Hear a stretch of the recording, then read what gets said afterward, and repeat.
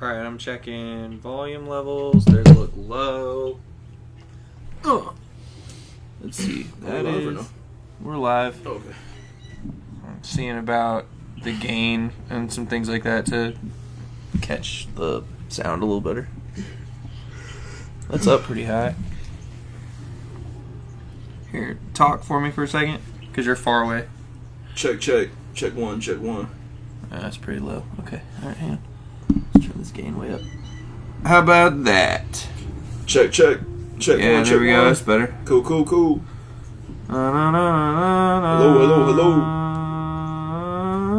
There we are. Alright, I think we found a good level. Okay. Hell yeah. Cool. So, What's going on, herders? whew. Yeah, so we're gonna dive into Story. Looking into we're just gonna talk about more Should story. we have like a working title for this film? Like a placeholder? That they be doing like during production? What was 'Cause, like, I don't Blue, know what- Blue what it's Harvest called. was A New Hope, right? Blue Harvest? That was Yeah, the I think film so. or something I like think that? so. Or Yeah. it was the Something like that. one of the movies. No, it wasn't A New Hope. No, it was Blue Harvest. It was like I know Return what you're of the talking Jedi about. or something. I don't remember. It was like the Revenge of the Jedi, I think, was one of them. Revenge of the Jedi was the working title of the movie because they actually made Yeah. movie posters. They changed it right True. at the end because True. Jedi aren't supposed to have Yeah. revenge. Yeah. But the no, I think it might have been the second. It might have been Revenge of the Empire Strikes Back was You might be right. Blue Harvest. Yeah. So we could be Red Harvest. Oh, it could be Red Harvest. Just changed color and I'm with homage to I like that. yeah. Look, she's like, why isn't it? But For everybody that's listening, there is Cat TV on in the background, and there's a kitten, and the kitten has now gotten behind the TV to try and figure out where the animals are.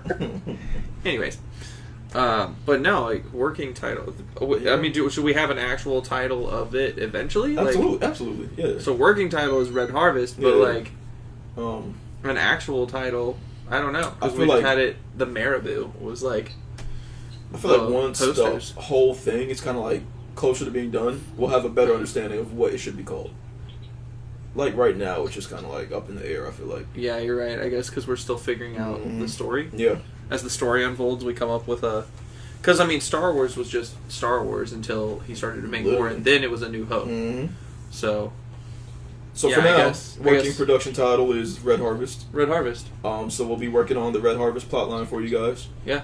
Fleshing it out, details, just a really behind the scenes look of what we're discussing and what we're going through. Hopefully you guys, if you've been following on social media, there's been a lot of posts Alan has made about, just the artwork and what do you call it? Oh yeah, follow us on Instagram. Please do. Yo, she's about to This tip cat, this though. TV over. This cat, though. No, she's not Yo. heavy enough. She'd have to get a running start and like hit that She's TV. Gosh, that's funny. But yeah, so I think where we're at the moment, like we're talking about. Oh my gosh, dude, we're both old and Yeah. tired. This is crazy. It's so sad and pathetic. Oh But- my gosh! All I want to do is write this.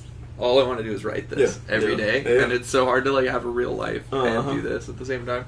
So basically, where we're at with it, should we like just kind of go to where we're at in the story, or We should just talk, man. Okay, This is let's just talk. recording us hanging You're out. right. This Okay. doesn't need to be like a folks at home. Like Fair. no, Fair enough. we're recording the raw process of Creative like process, yeah. yeah, just us going through it, and we'll put it up, and those who identify with it. Take a listen. Yeah, they can be like, "Wow, this is cool. Maybe this will be something," and then maybe they'll share ideas too. That would be great. So That'd be like, pretty cool. I would love it if people would share it around and then This is for the give fans. ideas because it's for the fans. Absolutely. This is for a fandom that is broken, that is supposed to be a family. Gotta and, bring like, it back. Yeah, I was even thinking about that myself Yeah. about the fact that like, if we ever big dreams, I'm Yeah. dreaming, Okay. like when you're in the shower alone dreaming. Okay. But I was like, it'd be so cool if we got creative rights to do this with Lucasfilm, Bro. and like it was like fine, you can do this. You have our blessing. Here's Yeah. resources. We No. have the oversight of Filoni and whoever. But basically, you have to do promotion. You have to go Yeah. out and promote. And some of it would be like, in my opinion, the way that I would promote it is like, there's been enough secrecy. There's been enough not telling us. This is the current relationship feels like an abusive relationship. A little bit. It's we used to come through. Yeah. The original trilogies, the sequel trilogies, the Clone Wars TV show. Yeah. Like, we used to come through. And now we're going to make big promises and not deliver on them. And then we're going to continue to miscommunicate with you by not telling you what these promises are. Tell you, oh no, we're going to do something. You're going to love it. And then we're going to hit you in the face when it comes out. And it's like, and then we're going to tell you, no, just kidding. Actually, it's this time. Yeah. It's emotional abuse. And so it's like, I don't want to do that for a fandom that I grew up and that was, when I was a kid, aside from people not being on board with Jar Jar Binks, was pretty... Yeah, literally. Like, if that was our biggest qualm, is that Jar Jar Binks was annoying. Like... Yeah. It was Jar Jar, then a few people had issues with Hayden at first. Yeah, so we had some acting issues, but nobody had issues with continuity. I don't think so, no. Or story. Nope. Or whatever. Like, not big ones. Not enough to shatter the fandom. And so, I just want to make a movie that brings the Star Wars fans back to a place of everyone is on the same page. Even if we make characters they don't like, they'll all not like them, or they will all like, you know what I mean? It's going to end and I'm not going to... Oh, go ahead. I was just saying, like, I'm not going to shoot for that. So, like, part of the reason I think George Lucas was so successful at what he did is because he honored his own vision. Yeah. And I think as long as we play in the sandbox that George made of a galaxy far, far away, and we stay true to our own vision without, like, basically doing things specifically to make certain demographics happy, and we just make a good story, then I think that there's no reason that shouldn't work. Yeah. And then if in an interview that's how it is going to come across, it's like, so what are you guys thinking about with this? And it's like, this is supposed to be just making good content. Yeah. I don't even like the word content in this regard. This is a love letter to a fandom that I grew up with. Yeah. That's what this is. This is a call for us to come back to Thanksgiving together. It's like it's a family reunion. It's a family reunion. This is a culmination of everything that we love. Without the drama, we don't, and we're just gonna move on. Like, I 1000% agree with everything you just said. Like, I understand the animosity towards Jar Jar Binks in the prequels. Right. Yeah. I don't care for Jar Jar either. But obviously we're gonna stay true to what we like, what we want to do. Yeah. But it's almost like I did like Jar Jar. I have these fond memories of joking with my dad around the house, imitating Jar Jar's walk and voice, and like us just goofing off at home. See, and not taking it too seriously. But yeah, so my thing was, I think people took it a little bit too far. They were sending death threats to the actor playing him, like, which is crazy. It's not him. It's not him. That was George Lucas being. George Lucas wrote Jar Jar for the kids. For me. Yeah. Yeah. He wrote him for kids like me, who would go and be a goofball at home. Be like, "Oh, Yusa, Misa going home!" Like, that was that is who he wrote that character for. So my thing is like, and it didn't shatter canon. It was just a quirky choice. It was an artistic choice, and I can be fine with that. I'll sit there and be okay. Yeah, I mean, I don't like Jar Jar necessarily. I think I dislike him a little bit more now than I did when I was a kid, because like you said, like, it was written for kids. Yeah. But even when I didn't really like him like that growing up, it was never to the point where I was like, I hate this movie because... Yeah, it didn't ruin a movie. There was a lot of people that were like, oh, Jar Jar sucks, so Phantom Menace is terrible. Nah, like, The Phantom Menace is a fantastic movie. Yeah, it's a great movie. I just don't care for Jar Jar, but it didn't change my mind towards the film itself. Correct. Or George Lucas and his vision or anything like that. So it's like, it wasn't that deep. It's just, you just didn't take it too light or too heavy. Yeah. But I feel like, as long as we're not, I mean, can we? Sure. But as long as we're not throwing out Jar Jar Binks into the Red Harvest, I'm pretty sure everybody's going to love these characters. Into the Red Harvest. Yeah. Like, there's really nothing not to like. But everybody has opinions at the end of the day. So yeah, and I think I can take heat from people being like, this isn't Star Wars. Absolutely. Because I'm sure that we're going to get people who are like, this isn't real Star Wars. This doesn't feel like George Lucas's Star Wars. And at the end of the day... Or even Disney Star Wars. I can't even... Well, I'm okay with that. Yeah. Oh, but like, if somebody's like, this doesn't honor George Lucas, I'll be like, oh, go maybe tie one on somewhere and reevaluate. But like, I'm also, though, to be like, we are George would be wildly arrogant. So, like, I don't want to pretend to be... No, we're not George at all. No, this isn't George. But, again, the best way I know how to sum it up is this is a love letter to the fandom that we grew up loving. This is a let's all play together again. Yeah, I think one thing we're doing a really good job of, though, is honoring what we feel and what most Star Wars fans feel is Star Wars. So, like, does it have to be a complete replica of George Lucas? For example, J.J. Abrams, when he comes out with The Force Awakens, he tries to... imitate. Let's just remake the movie. Yeah, he just reskinned it. And it's like, this ain't... No, that's not. That's we wanted not a whole new thing in the universe, correct. and you didn't do it for us. And that's and where then I feel when like you did... Yeah, exactly. And the problem is that they each... Not that I want to keep harping, but every time they've made something, it has not been an independent vision. And honestly, I really, really dislike the 8th movie. And say what you will about Rian Johnson, but to his credit, he swung for new. He did. He was like, I'm going to make something that hasn't been made. I'm going to make a new story. I'm not going to reskin it. I'm not going to, pantomime around. Yeah. He made bold choices. And the more that I actually think about that movie, it might actually be my... hang on. Oh. Careful. Yep. Careful, bro. I'm gonna say something polarizing, okay? Oh, Nobody has to agree with me on this. Oh my god. I like it the best of the three. Let me explain. Ugh. Let me explain why. Because also I hate it the most, okay? Okay. hang on. Okay. Wait. All right. Please explain. There's a silent quitting in Force Awakens because it's just a reskin of A New Hope, and I don't want that. It is mediocrity. Rian Johnson made me angry, but he made me feel something. He made me hate Luke's character, but he made a bold artistic statement to move the franchise forward. There was a lot of things that I disagree with, but had the 10th or 9th movie gone moving forward in the same steps, continuity would have been way better. And the only issue that I would have had long term is the fact that I don't like what they did to Luke, and they didn't have a reunion, but that's not even Rian Johnson's fault.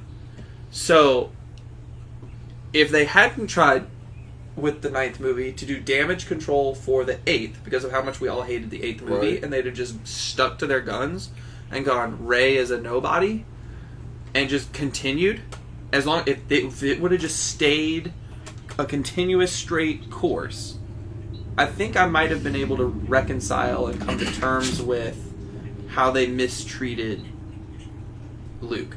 Now I'm never going to be okay with it. Yeah.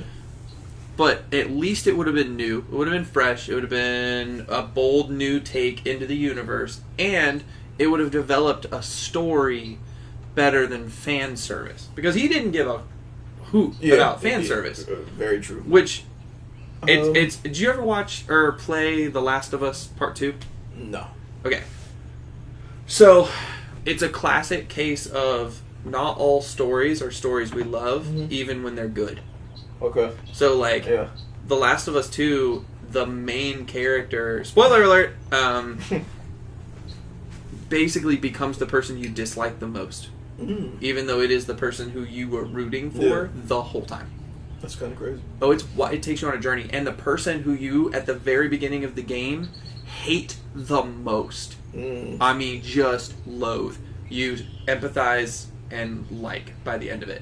And it takes you through this journey. And if they'd have just committed to a journey, even if it had been the journey off of episode 8, I think it would have aged better. I think it would have aged better. Because 9 now just feels like a Band-Aid of 8 and presents more issues. Here's why I both agree and disagree with you. Yeah. Oh, yeah. Shoot. So, I agree with he didn't care for fan service, and he was bold, did his own direction, did his own thing. It was just like, I'm going to make a brand new story and all that kind of stuff. Where I disagree with that is, while that would have been perfect if it was a different movie. this wasn't the right movie to do that with. Oh, I agree. Because, like the new Starfighter movie came out. If they just gave that to Ryan Johnson and was like, do your thing. These are all new characters. We don't know what kind of timeline this is on. We don't know what's going on with these people. Yeah. Give that to Ryan Johnson. Have him do something completely brand new that we haven't seen before. Yep. Great. New direction, new people. Mm-hmm. That would have worked. Yep. But within the sequence of 7, 8, and 9, in this trilogy that we are in, I feel like you said, for continuity-wise, it would have been great, and 9 was a Band-Aid work for 8. But that's kind of what he did to 7.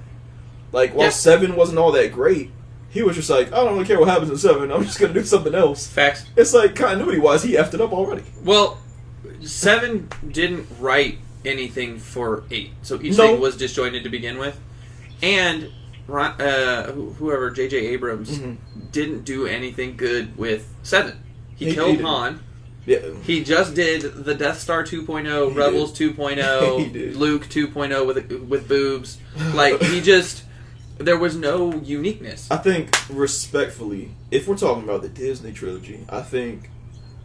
I hate all 3. I'm going to say that first. Yeah. But... They're pretty.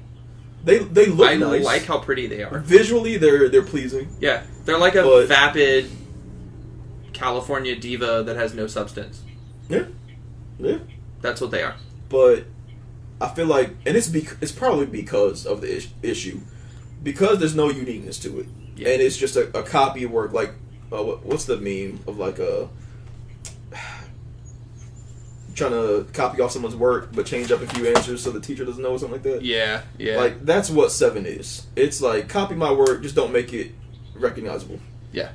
So, because of that, I feel like out of all 3 movies in the Disney trilogy, 7 feels the most like Star Wars to me, only because it's copy work. Yeah, because it is Correct. just reskinned. I don't like any of them, but 7 feels the most like Star Wars to me because of that. Mm-hmm. And then 8 and 9 is just like 8 feels the most falling unique. apart. 8 It does feel the feels most like unique. a I'll say reskin. that. Yeah. 8 feels like the most unique. It does. 9 feels like the most fan servicey Band-Aid mishmash. It just feels like a big old pot of jumbo that's just like, let's just throw everything in here and see what's there. Yeah, it's panic. Like, it's literally panic. Okay. Oh, this guy's back. Okay, Yep. yeah. It's brand panic for a crumbling problem. And to J.J. Abrams' credit in 7, though, obviously killing off Han was terrible. Well, he didn't even do all of 7. He came back halfway through, right? I'm sorry, I'm thinking of 9.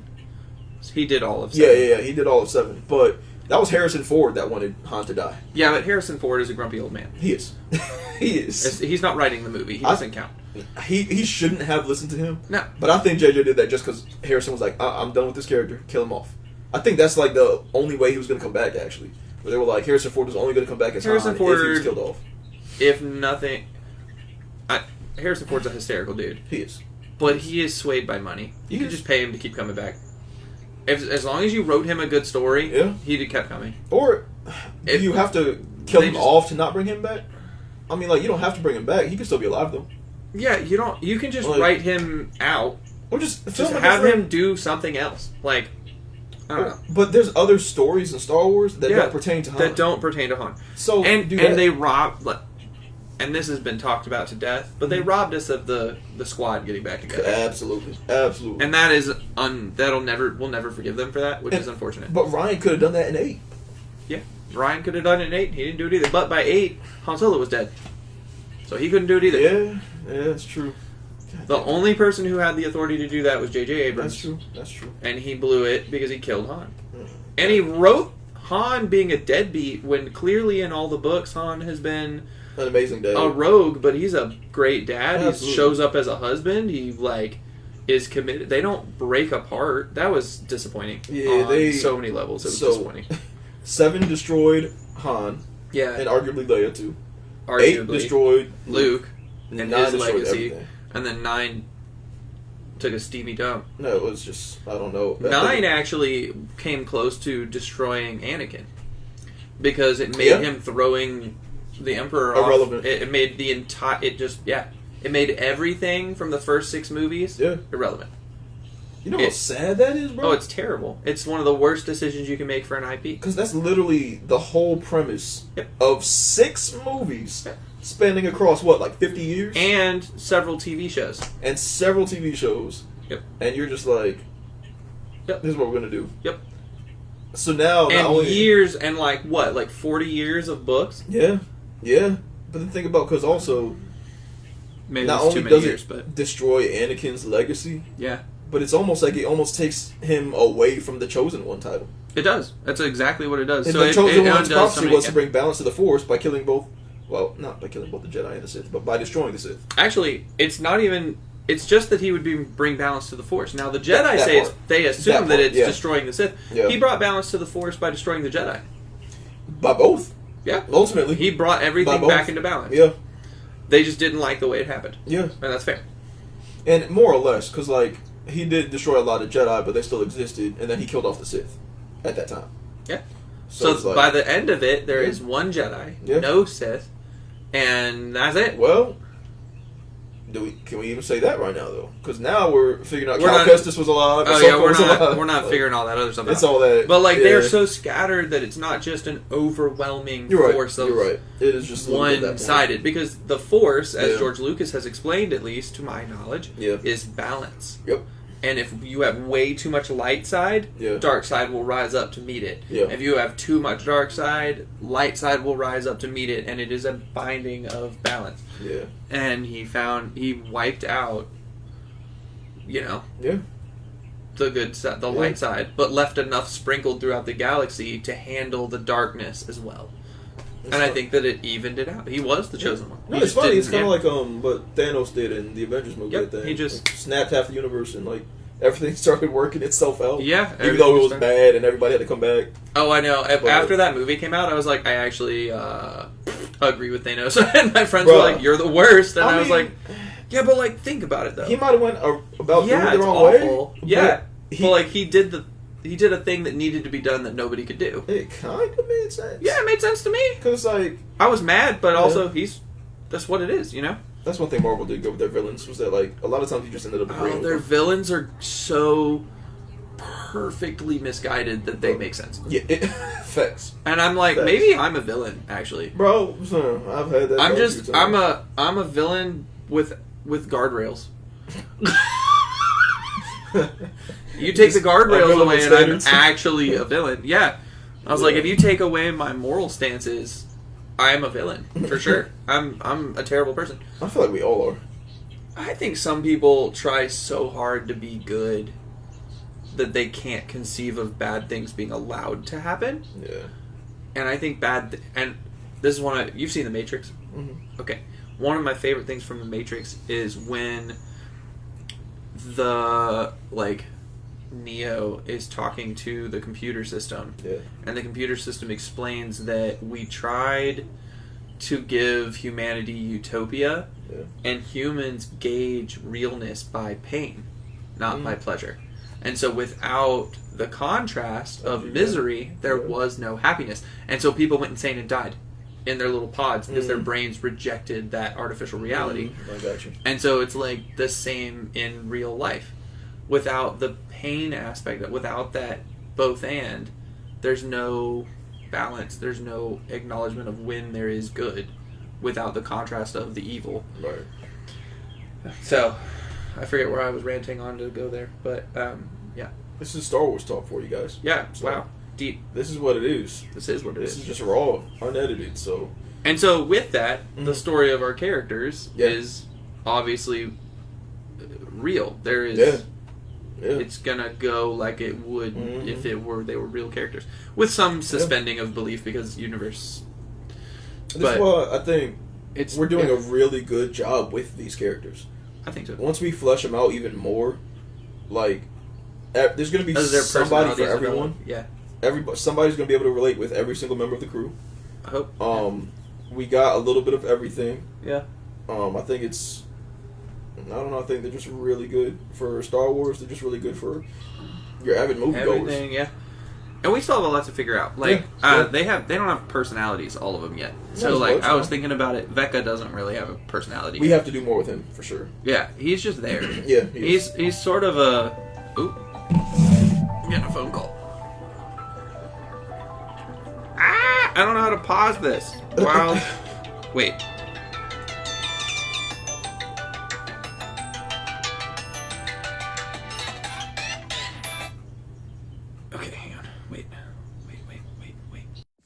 Okay, so we paused. We wound up having a great night and got a little carried away and didn't get back to the recording. So, if you listen this far, thanks. There's going to be more to come. We have a lot to discuss and unpack. But as for now, like, share, subscribe, and as always, may the force be with you. See you in the next one.